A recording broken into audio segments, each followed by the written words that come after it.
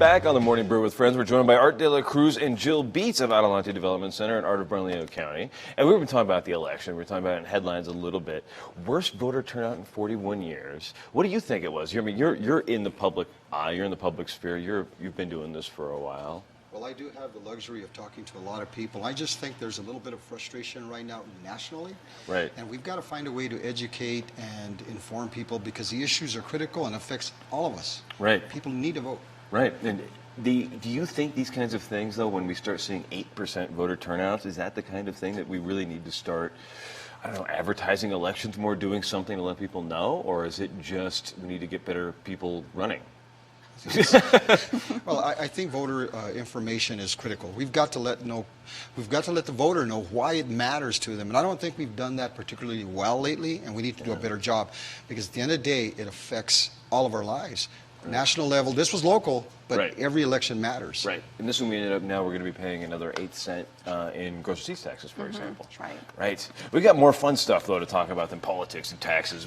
It's the Sugar Skull Fun Run, and what is this? Since you started this thing, why don't you tell me? Well, Jill's going to have to talk a lot of the reason why we're doing this, but what we did is create a fantastic event that families can participate in. It's a run. There's a 2.5K run. There's also a 5K and a 10K. We want the whole family to turn out. Kids can put on costume, but here's the real deal. It benefits the storehouse. That's very cool. And so what do you guys do at Adelante Development Center, and what is the storehouse? Well, actually, the storehouse is something that Adelante helped to begin running, help with management stuff in 2014. But the storehouse has been around for over 40 years. It's the state's largest food pantry. We feed about 77,000 people each year, about 3 million years. Lots and lots of children. Over 20,000 children get food there. How did Adelante end up running the storehouse? The storehouse actually almost closed its doors in 2014. It was really, really close. Within like a few days, they couldn't get their truck out of the shop. They were not going to make payroll the next week, and they actually called Albuquerque Community Foundation for help. And some of their board members also called Albuquerque Community Foundation and recommended that we maybe step in as one of the larger nonprofits to help them do their marketing and fundraising. And so now we do their fundraising, their social media, their websites, but they remain their own separate corporation. We just kind of have an agreement to help them focus on their direct operation, and we have been raising money for them. So far, so good? So far, so good. It's actually going very, very well. We're really happy. We have Albertsons back in as a community partner. They donate about 30% of the food and have developed lots of good partnerships and reconnected with donors.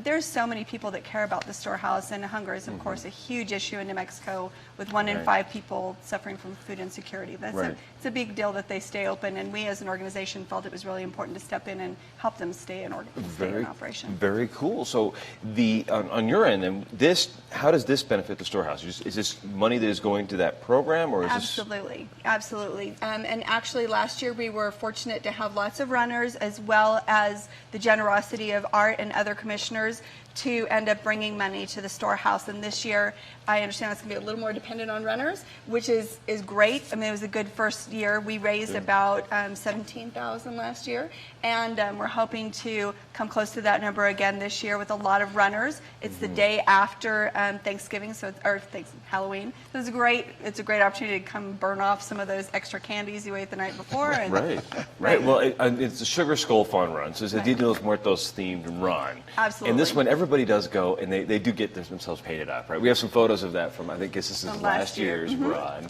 where everybody paints their faces and goes on the run, which is very, very cool.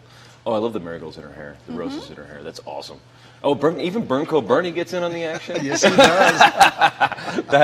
That's the coolest Burnco Bernie ever. I love that. Oh. And you don't have to dress up, but it's encouraged, right? It's encouraged. And you can bring your pet. There is a costume contest for children. So it's a really fun little family event. That's very cool. And pets, too. Pets. And a pet costume contest. That's awesome. Yeah. Well, is it hard to run in face paint? I don't think so. I think it's the legs that give out before the makeup affects them. Well, you just have to do it. There's a 2.5K, which is a nice short sprint, right? Right. So where does it start and where does it end? Well, it starts at the Hispanic Cultural Center. It's November 1st. Let's not forget that. November 1st. Here's our nifty flyer. But It's on 8th Street and Avenida Cesar Chavez. So you know where the National Hispanic Cultural Center is, you're going to find it. There's it's your right parking there. lot And you there. run along the Bosque, which is a great run, by the way. Oh, it is. Oh, you get to go along the bike trail there. Yeah, yeah. That's perfect. That's Right. perfect. And then the 2.5. There's 2.5K, 5K, and 10K And runs 10K. all morning. More serious runners do the 10K. Right. And so how this year then?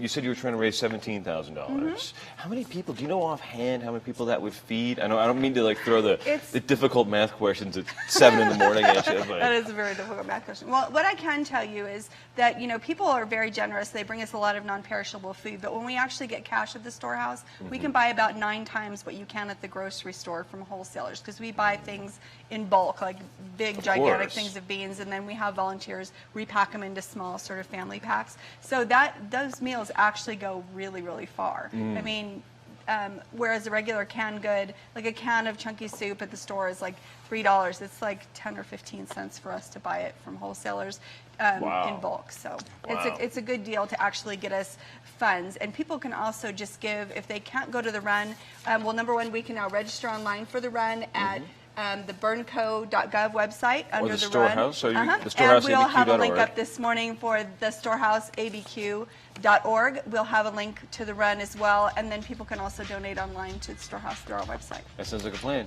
Next time you guys come on the show, face paint. We need to do that. Right? All right. We'll make see you do guys- it, too. Absolutely. Actually, we need to do that. We need to have a Dia de los Muertos show. We should have like the face paint happen. We'll invite you to come to the run. I'm in. I'm totally. We're back in a couple of seconds with Greg Jackson.